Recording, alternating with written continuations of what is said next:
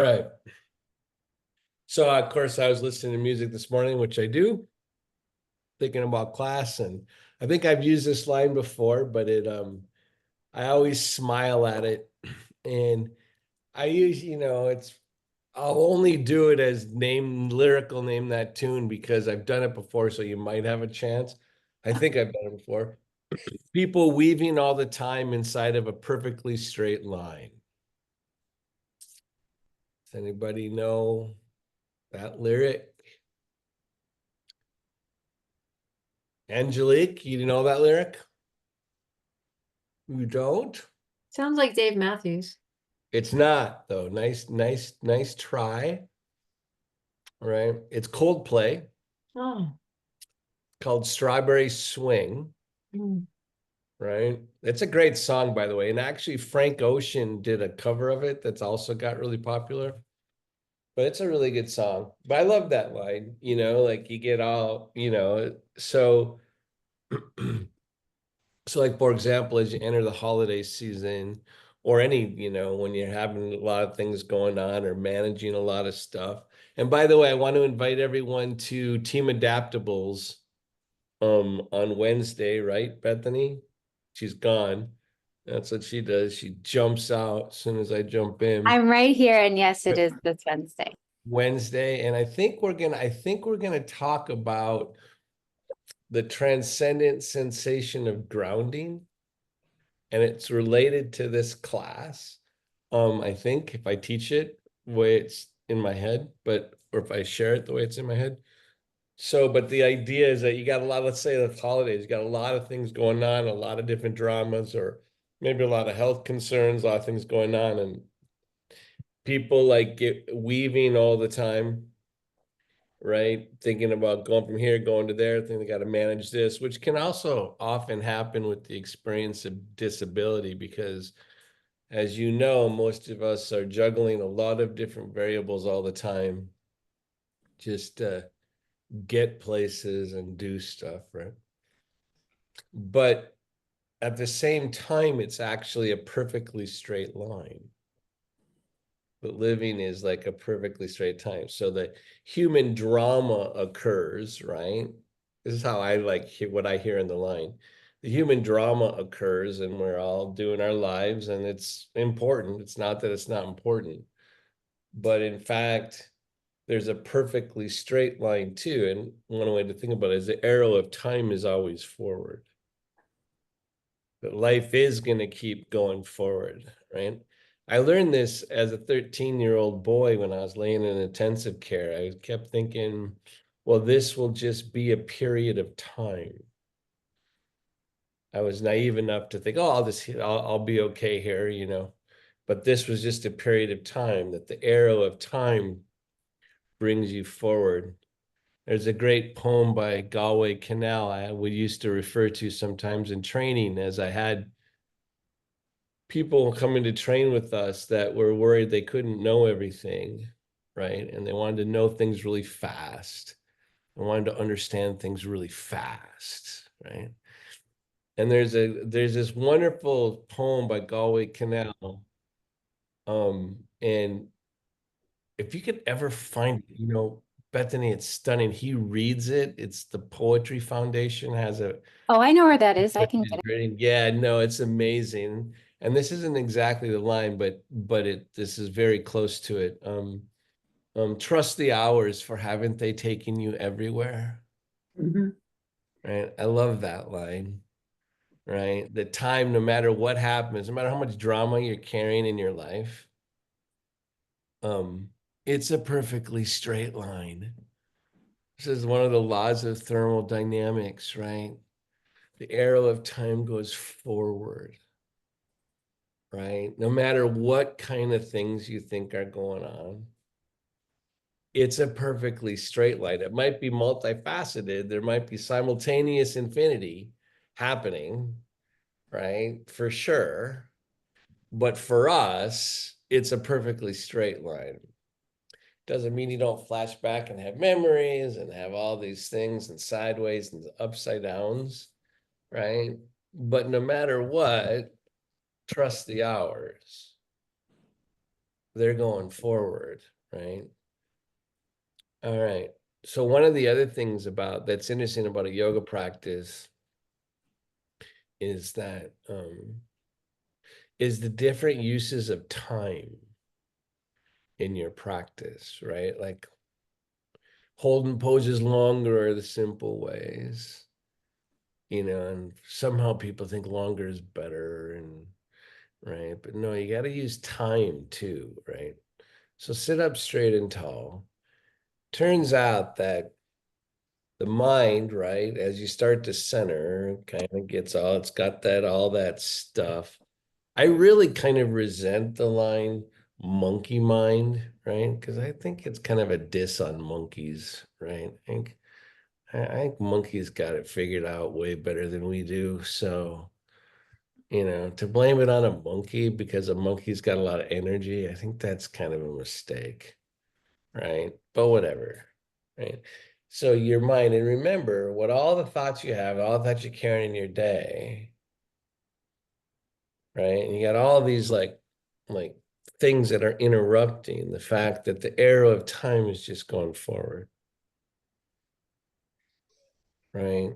That you are, and don't freak out because there's actually 4 dimensions. There's up, down, front, back, but then there's the arrow of time, right? It's a 4th dimension. So you're constantly going like this. Every event horizon is actually going in every direction, and you're just sitting here. So feel your feet on the floor. Your mind doesn't have to follow all this. What's happening in our experience, not let alone my words.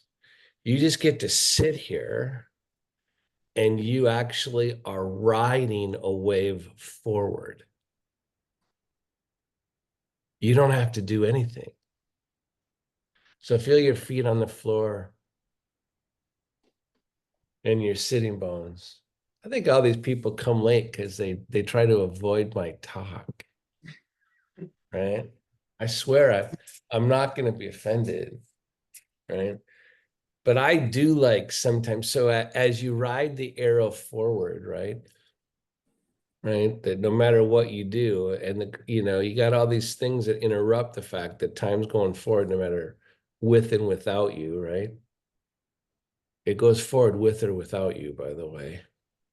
It's gonna go forward, right? And instead of like, oh no, I don't get to control the arrow of time. No, thank God you don't get to control the arrow of time. It's awesome. And you're riding the front edge of the wave forward. Everything's changing all the time, literally, because time is changing all the time. But what I like to do sometimes, instead of thinking my face be on the front side of the wave, I like to think about the wave picking me up from behind. So I'm like in the middle of the wave, like it's coming up. So it's not just that I'm the eyeballs on the front of the wave. I'm actually in the wave. So I'm gonna just sit here and ground for a second. Allow that something's happening here that I get to ride, that I get to be part of. Now, the question is, can you feel that on your skin? Can you feel that in your bones, or do you just keep it in your head? Practice having that be in your whole body.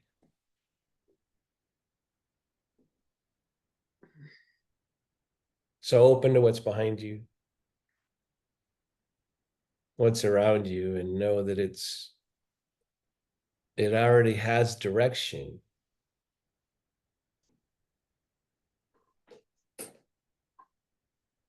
Balance your head over your neck.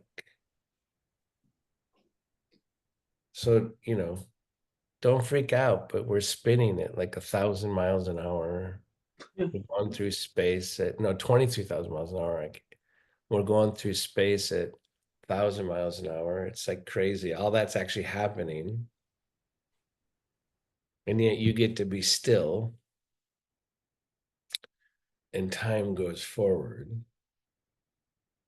soften the inside of your mouth and soften around your temples. And so you can get it so your mind doesn't have to be so caught up in all the weaving.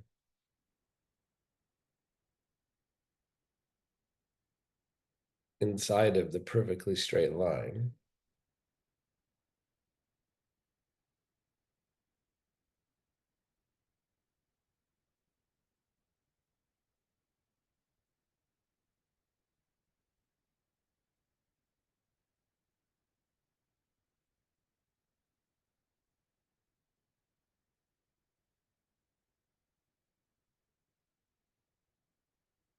Just lift your chest just a little bit.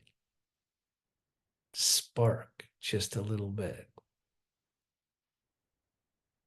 Drop, let the energy drop at your groin. Spread and open between your shoulder blades. Down and up, beyond the top of your head, down to the floor. Breathe. And the arrow goes forward.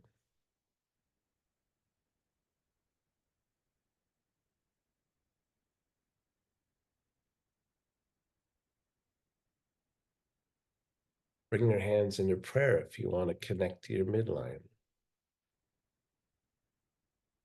More.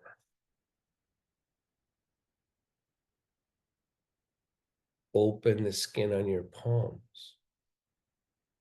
Let it mirror the center of your chest.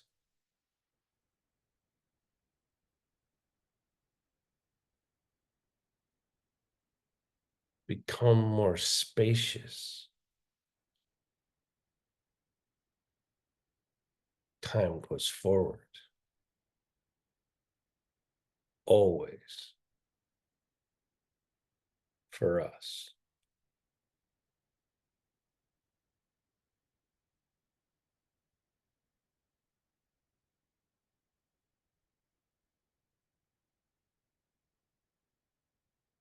Turns out that it hums here. There's a constant.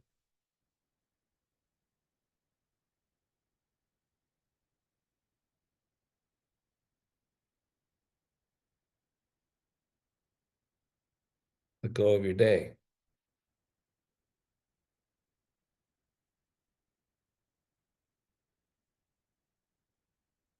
Prepare your mind to move within inside the wave.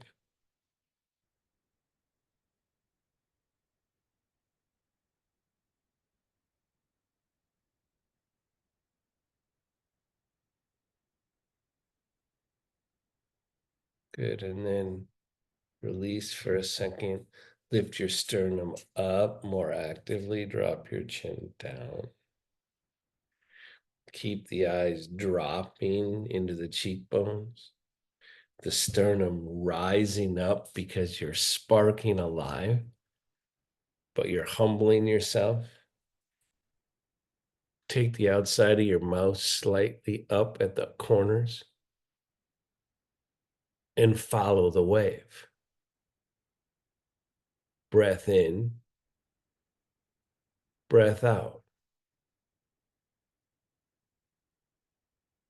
Weaving all the time inside of a perfectly straight line.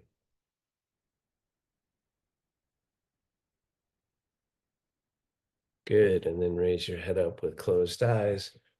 Open your eyes.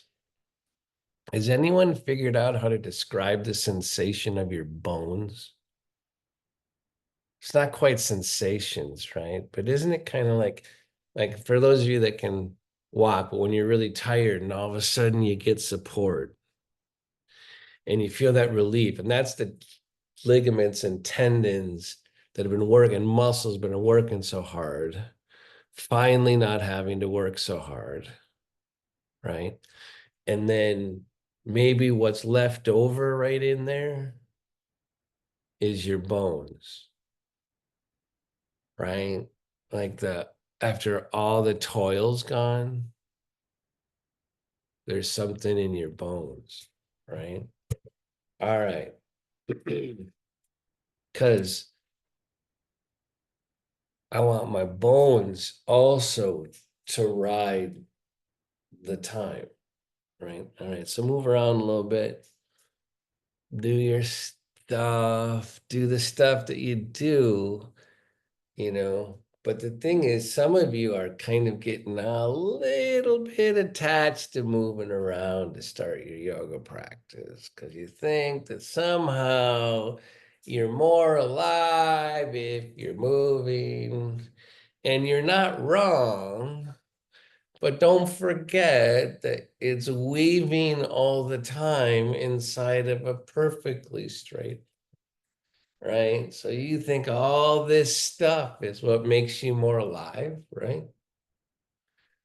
Because you're moving? Yeah, yeah, maybe.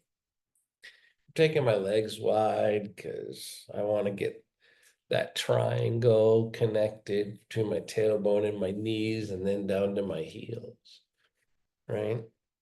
They say about the pose Siddhasana, when I say that, ancient yogis, that if you sit in it for 12 hours a day for 12 years, you can't help but become enlightened. So apparently stillness can do something cool, right? But movement makes you feel more alive. But stillness and movement are still a perfectly straight line, right?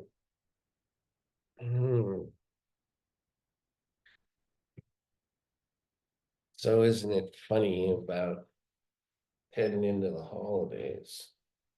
Got my foot caught here. I'm bringing my legs back together, right?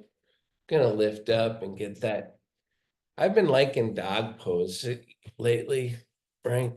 But I want my spine to get a little lighter before I actually make all this other stuff happen, right? So I'm putting my hands on the table, right? And remember, there's all these ways to activate your spine, right?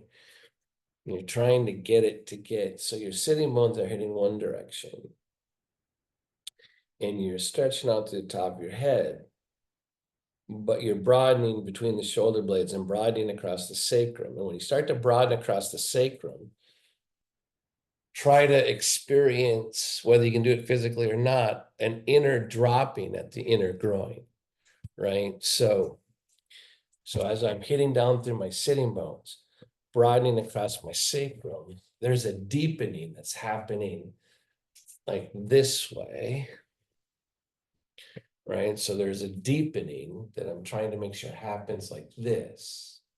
As I'm broadening across my sacrum, as I'm spreading between my shoulder blades, right? As I'm lifting my chest, but I'm trying to make sure that as something rises, something's going back towards the earth, right?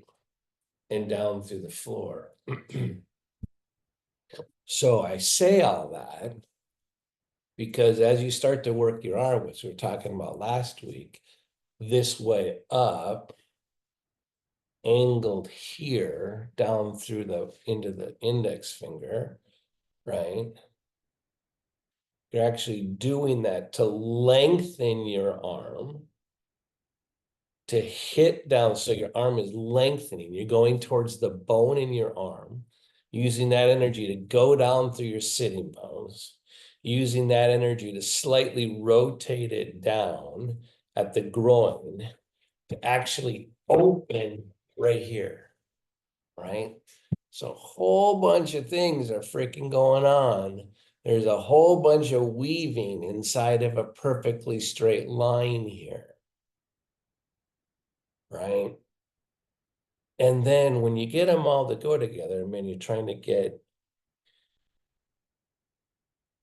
this action in your arm and lengthen your arms to feed your sitting bones, to feed your legs, right? So you can extend even more. And then put your gaze more down towards the floor, right? breathe. Breathe for your legs.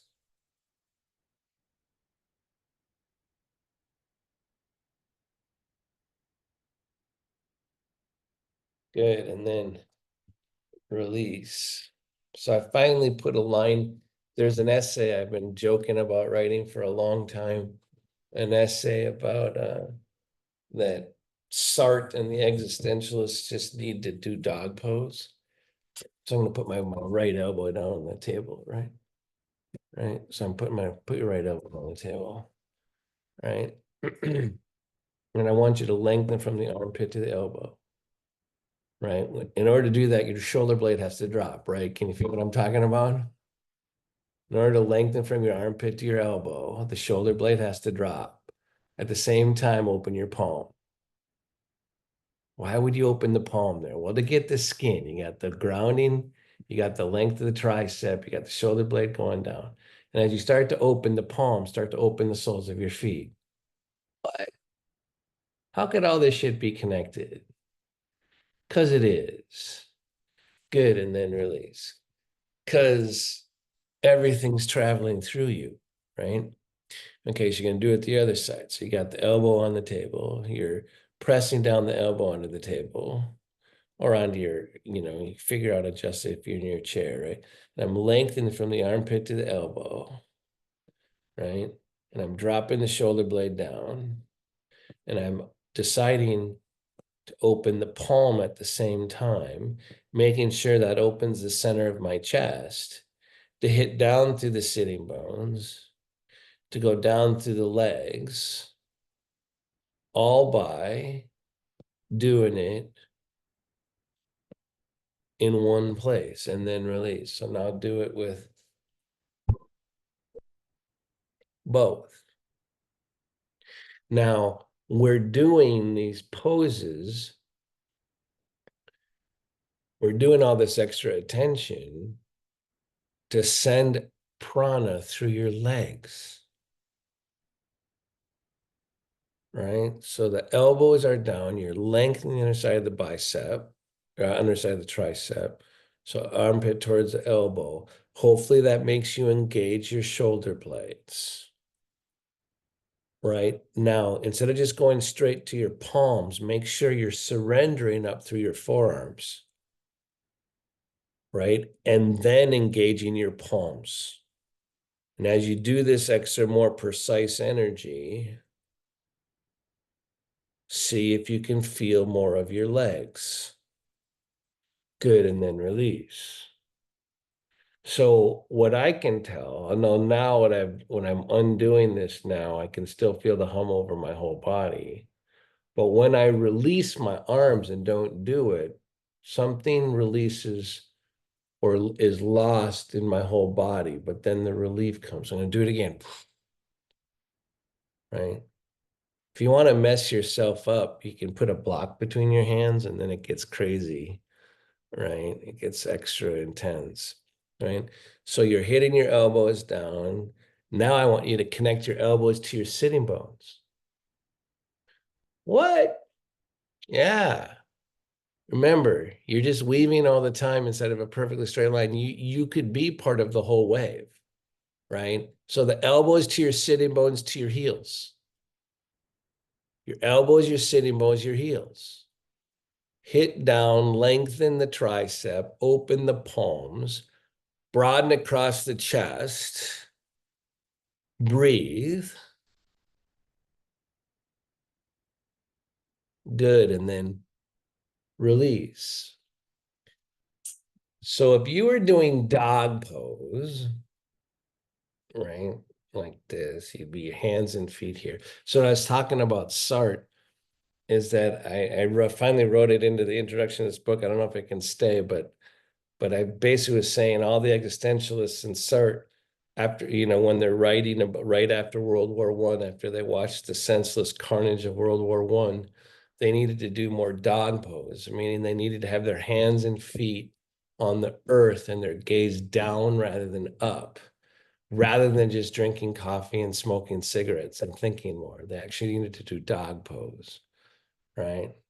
So what you don't realize here is I'm actually trying to get you to feel some of the energy in dog pose. So if you're in dog pose, right, hands and feet on the ground, a really nice adjustment that you can do to a traditional student is you pull back on their hips for them, right? You get that length, right, and the pulling back, right? And then if the yogi can hear, which a lot of them can't, that shows them how to work their legs differently, right? That they weren't using their legs to their full benefit. What we're trying to do with this arm work is trying to get it so the energy's feeding our legs. Because in dog pose, and this is how I had to realize it, remember, because I'm paralyzed. When I'd be on my hands and knees, I had to figure out how to work my arms in a way that made my legs extend, even though my legs were bent. What? Prana's weird. It's awesome, right? So put your elbows on the table again. We're trying to figure out a pose. And so I would say, Bethany, wouldn't you say the block, although it makes it more physical, you lose the prana of it, right? You think it's physical, it's not, right? So it turns out, by the way, that this length here is super important in headstand. What? We're going from dog pose to headstand in this class? I think we probably are, right? What the hell is going on, right? So now we got this, you got the grounding, you got the earth in your bones on the table. First of all, don't take that for granted. Poor Renee is already trying to do the pose. She's not, she's already like jumping way ahead because why don't I just leave a whole bunch on the editing floor and I'll rush forward with my mind into the pose, right? It's all right. You can do that. It's your own practice, but maybe you should take some time to feel your bones first, right?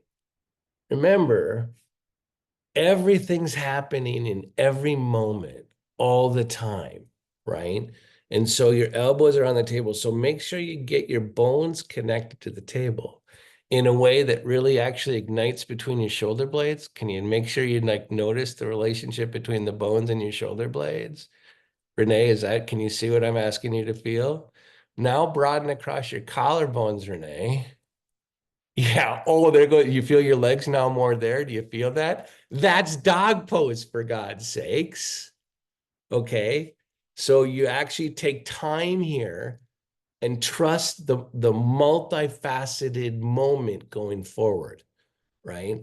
And so you actually so you lengthen at from the armpit to the elbow, right? And now you open your palms, but you hit down through your sitting bones and you're making sure you get all the way down to your heels, right?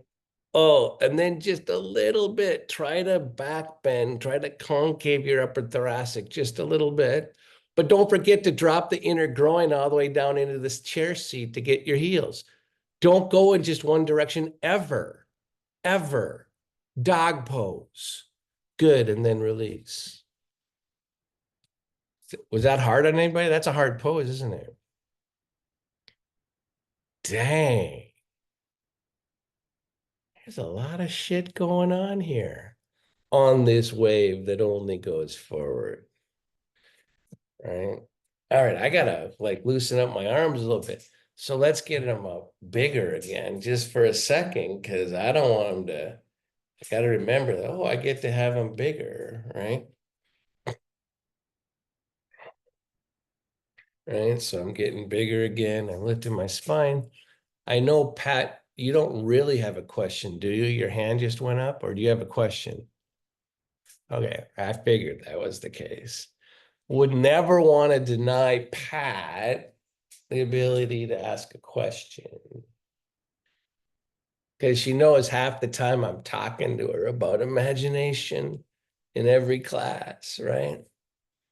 So I'm just moving around, right?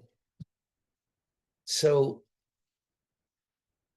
many students get worried that there's so much going on in every moment in an asana that you can't keep up with it. That's where you just gotta trust time. time will increase your vision, right? Your inner vision, right? Where you can start to see more things at once, right? So now back to this again. So without having to go through all the instructions, without working as hard, don't add the physical yet. Can you already start to feel your legs better already just by going here? Will someone nod and say they can already feel that what we just did? Yeah, it's already here. So now become the direction that you know of the pose. So your actions, do it at your own pace. Go from having been there, and I'll start to give you some of the instructions, of course, right? Lengthen the underside of your arms, extend down, hit down through your sitting bones. In your heels, open your palms, go skyward with your fingers. Oh my God, don't forget to breathe. Could your inhalation touch the empty space between your palms? Oh, yes, it could. Could your inhalation help you spread your diaphragm? Oh, yes, it could. Everything's happening in every moment, regardless of how you're weaving. Asana and then release. Asana just does more weaving, right? It starts not just wobbling like a drunkard, it starts to weave together things in the perfectly straight line, right? All right, inhale, take your arm up. Exhale, revolve. So I like the twist that I like. So do the twist you like right now, but the twist that I get real good mileage out of lately is putting in fact, I want everyone to just put your elbow on your, because that's going to feel like the table, right? Grab your opposite knee. So now I've got a repeat of what we've been working on, so I can kind of make this come alive because I just was doing it on the table in a way that makes me feel my legs more, right? So now I'm making sure I'm not wasting what we just did. And then take my arm behind me. Now I can tell, oh, I better tuck this shoulder blade because trying to get a similar sensation of fullness, inhale, lift up, exhale, revolve. Right? And I got to be careful not to over crank my abdomen. So I'm going to make sure I discipline my mind not to do too much. Inhale, lift up, exhale, revolve. But I like this grounded base so my spine gets to sing in the twist. Good, and then release. I'm always laughing at people trying to twist farther. You should only twist farther if your spine's lengthening. Right? So I'm going to go the other way. I'm going to get this base, right? So I'm going to make sure that once I get this base, I'm grabbing my knee, I've got my elbow here, right? I'm making sure I take advantage of how to feel my legs.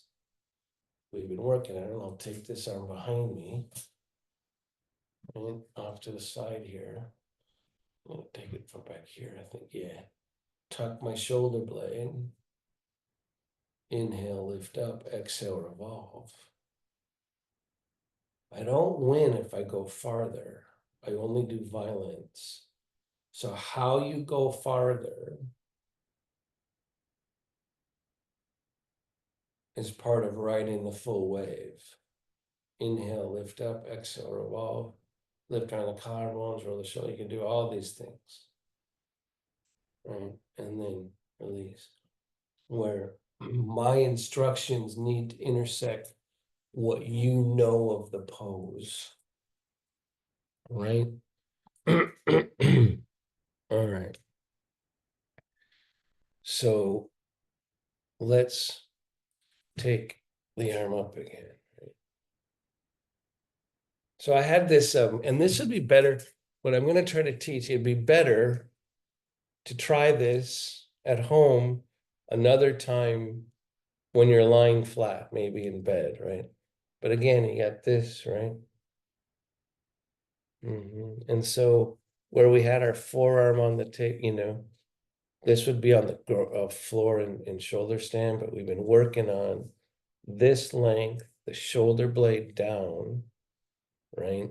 Have your forearm touch the ceiling as the shoulder blade descends.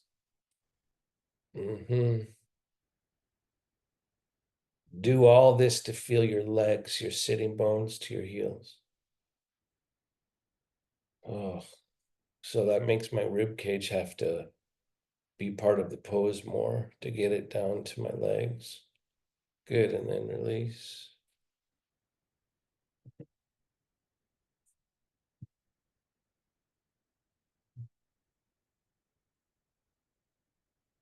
Oh, remember, a lot of this class is about that extension. We were just doing it in dog pose to feel the legs, right?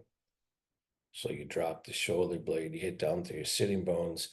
And remember, so once you hit down through your sitting bones, to get it to your heels, you have to learn how to energetically at least roll your inner upper thigh, your groin in and down into the chair seat, right? As you're lengthening up this way, right? And try to remember the class so far and try to get it done, right? So you're doing it for your legs. Good, and then release. Now, again, we did this last week. We're revisiting what we did last week. No, like I said, when I do it with both arms, if you can, doesn't matter. It's better if you don't, I think. My spine is way more compressed here. So because I'm off balance, and maybe some of you aren't off balance, right? So that'd be great, right? So I'm in way because I'm off balance. I don't feel as much prana. My mind can't receive it as much because it has to strain more because my spine is compressed, right? But I'm going to try to do the pose anyway, in a way, right, that gets my spine to feed my legs, because that's what's happening in an inversion, right? Good, and then release. So in an inversion, so this base, right, in headstand would be what was on the ground. Your forearms would be on the ground and your feet would be up towards the ceiling, right? And so even though all the gravity is going down in the pose, and people then compress their neck, the prana needs to be releasing up, right? And that's the difference between a beginner's headstand and a person that's been doing it longer. Is the person that's doing it longer doesn't have to work as hard, doesn't have to fight against the compression. And so when we were doing stuff like this, put your elbows down on the table again. Right? So remember, this isn't that far from the setup and headstand, right? You've got the interlock, right? So, but we're going to do it like this because what we were practicing was actually, lengthen under the tricep, right? Feel the bones, lengthen under the tricep, through the forearm, open the palms, go down to the sitting bones, down to the heels. Make sure to get it down to the heels, you roll the inner, see, and even in headstand, you're doing Tadasana in headstand. So that roll of the inner upper thigh in and down is a little bit of Tadasana to make sure things go to your legs. All right, so all this is to do Tadasana upside down, right? So you're doing Tadasana, instead of it rising up, if you're standing, we're doing Tadasana to have it go down to the ground, right? And we're doing all this stuff to make sure it feeds the legs. So if you can, when you had this happen earlier where you could feel your legs more, that's the releasing energy in an inversion, right? And you're just taking that in. and then release. And watch when it doesn't have such focused direction. You know, you can just feel and go, oh yeah, that's relief, but there's a, you know, I don't feel the direction as much, right? So now that kind of release, I can feel it better when I only do one arm at a time, because then I'm on balance, right? Right. But I'm going to try to keep the conjuring sensations this way, because we're about to add a different piece into headstand here that I just had happen a couple days ago in my practice that I freaking really dug, right? So we're doing that. And remember now, if this were on, these would be on the ground, right? So, but I'm trying to get the energy to release down through my legs with all the stuff we did in the class. Breathe. Good. So now, here's what I had such a fun time when I take off my glasses to do this. The one thing that happens when I try to do it up over my head, so one of the things about headstand is that it's it's an inward pose. It's a meditative pose. It's such a big balance that you have to go inward to do it while your energy is sprouting up towards the sky from the earth, right? So the fountain is going up through gravity, right? All right. So but I get lost skyward when I do it. So I was trying to do it this way. I want the reference on my head. So the ground in headstand, right, makes you go inward. So see, and I was doing this better on when I was laying flat, but put your hands on your forehead, right? Well, and I have the heel of my hands in my eyes. So I'm actually making my eyes soften and fall inward, right? So now with my elbows like this, do not as hard, but lengthen out through the elbow. Drop the shoulder blades. Use the reference on the eyes to find the inner groin, right? So you end up having a calming thing on your frontal cortex. I'm going to do one arm at a time, I think. So I'm lengthening out through the tricep, down with the shoulder blade, down through the sitting bones, down through the heel.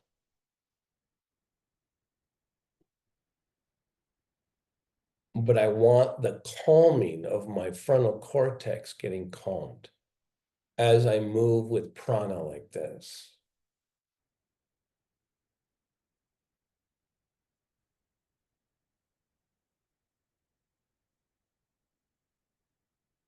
Good, and then release.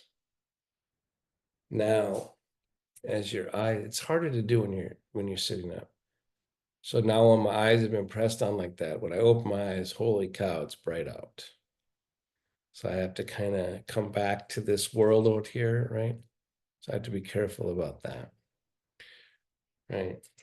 So now, with the feeling on my eyes, go back to this. Keep the inwardness and the calming energy here. Lengthen from the armpit to the elbow. Drop the shoulder blades. Broaden between the shoulder blades. Broaden across the sacrum. Drop the inner groin in and down. Go down to the heels. But keep the frontal cortex calm.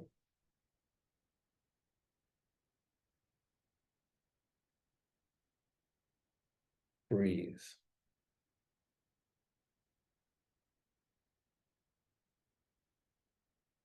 Good, and then release. So I'm guessing, take a break here for a second before I start talking. Might have come out of that too fast. Not if you want to do that again. Or are you okay? We're okay. Okay. All right. So I'm guessing that the movement of energy was easier to do down through the legs when you were doing this. So let's revisit this. So elbows on the table, shoulder blades down, broaden, lengthen from the armpit to the elbow. Travel through your forearms as you do start to feel your legs. Open your palms. Lift the collarbones.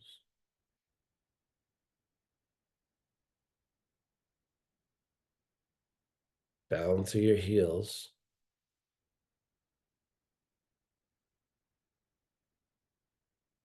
Breathe. Now I'm guessing, and then release. I'm guessing that felt more tangible than when you were trying to do it with the reference on your frontal cortex, right? So we crave the weaving, right? Like we actually want the drama in order to know that the thing is real. Except the yogi is going to try to do both. All right. So I'm going to try, without doing all the extra stuff on headstand, I'm going to try to do it like this for a second. Right. So now, but it's actually, let's try it like this. Look at me for a second. Let's get the thing everyone wants where we have the weave, where it becomes more real, because making the asana happen with precision is a way that it becomes more real for the mind, right?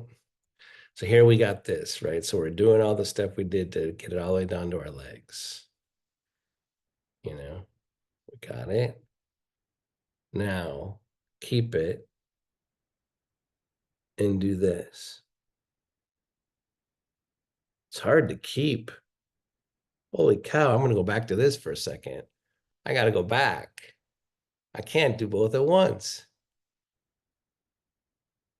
I got to try to keep this, but can I keep it without having to keep it physically? And then calm my frontal cortex. Oh, I think I can.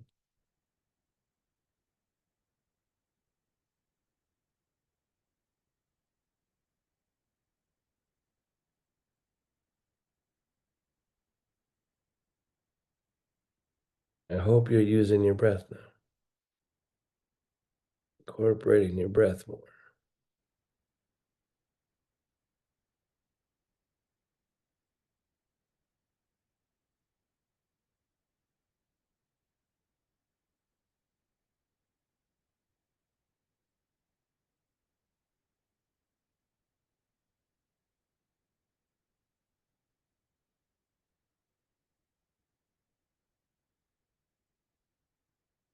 Good. And then release. Now I gotta be careful. I come back to all the light here. Did you find, like I found, that when I got farther into the pose like this, I had a harder time doing the physical part of the asana? Right.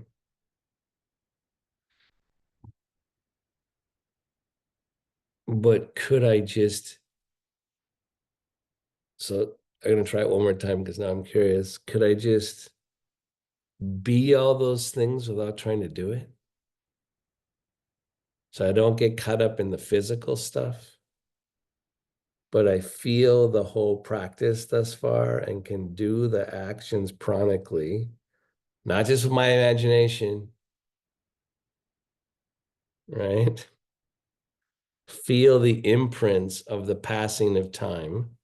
Trust the hours, right? Trust the time you just put in. Can do it a little bit to remind my mind so my mind doesn't feel like it's just floating in the air. Can do a little bit of the actions. But then use my breath to find my legs, to balance.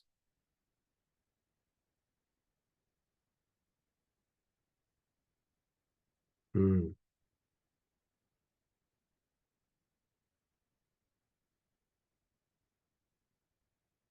good. And then release, tapping on my forehead to come back to the outer world, right? Right. So that last time, I hope it worked for you. I got better at it on the last time, right? Being in both places at once. So now I'm leaning on the table. So one of the things I like to do when I walk into an ethereal space, like kind of a strange space, I like to back up. I like to look very like I imagine a movie where you walk into a space and sit down, and then the movie just goes in reverse and you back out of the room like you just came into it. Right. So now I'm going to sit with my arms on the table here, and I'm going to revisit without having to do it so much. I'm going to back out of how I got to that space. So I'm using the weight on the table, the shoulder blades down, the spread. I'm barely doing it though. Right. And I'm down to the sitting bones, rolling my inner upper thigh in and down. Because remember that top of the thighs roll in if you're doing it upside down. And you'd be extending out through your feet up towards the ceiling. So I'm visiting all that as I sit here. And I let my breath touch the in and the out, touch the last 40 minutes. Let my breath go backwards and forwards in time. Because it does that actually.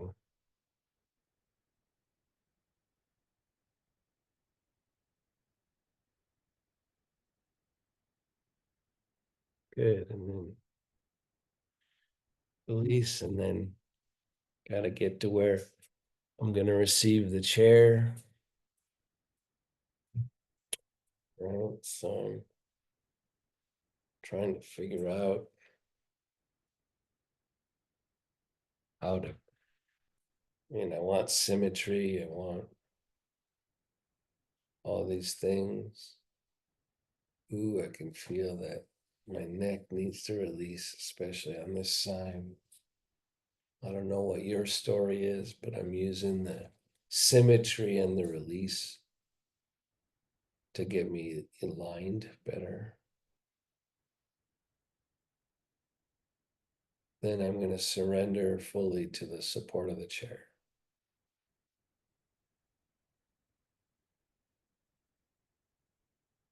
Lips together, teeth slightly apart.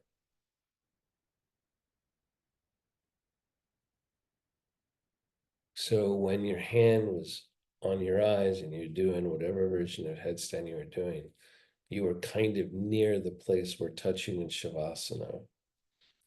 That's informative.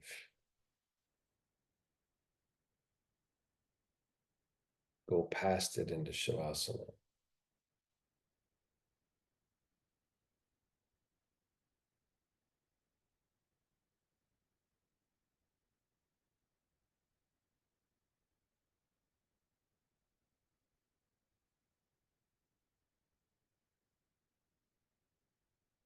Notice the hum.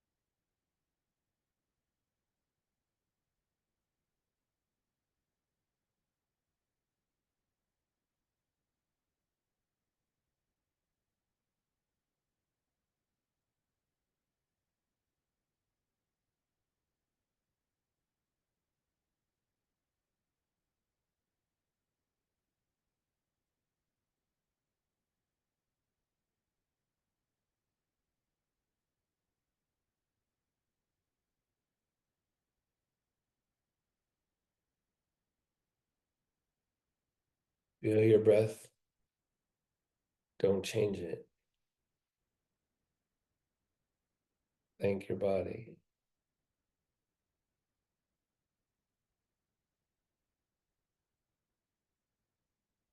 Thank it again.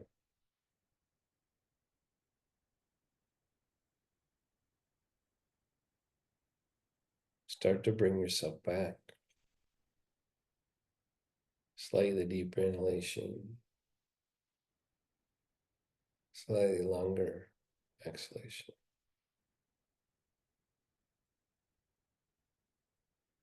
When you're ready, open your eyes. Close them if you need to. Open them again.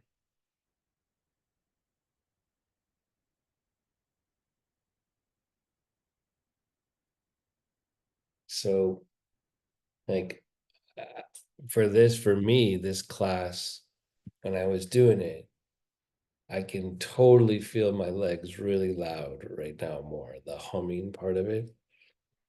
And there's I can feel it, but I can also feel, so like, because I can feel it differently, I can also feel as a layer of my story.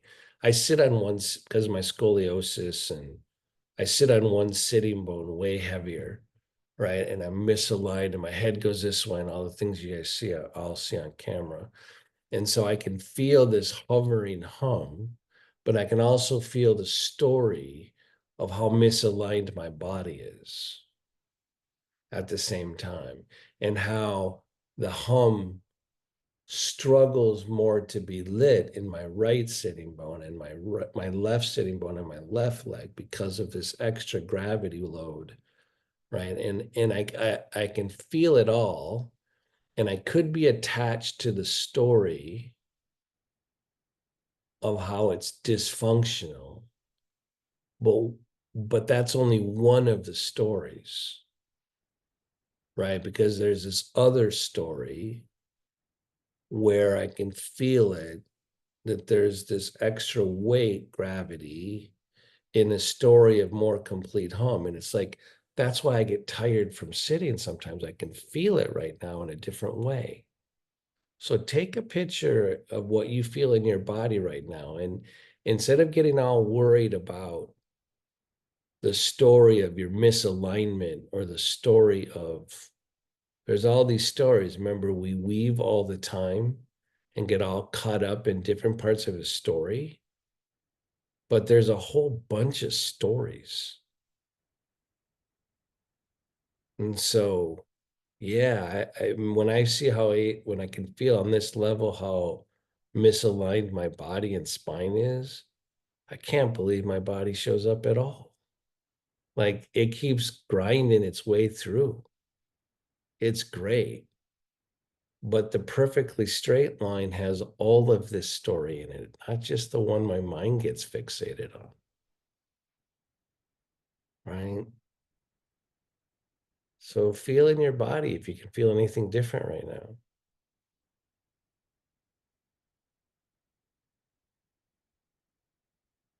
And know that the story's complete. It's a straight line. It's just got lots of facets. Part of mind's misalignment, right? But that's not the whole story. All right, everybody. I hope you have a good December heading into the holidays, right? Hands together. If you can, namaste. Spirit in me bows to the spirit in you.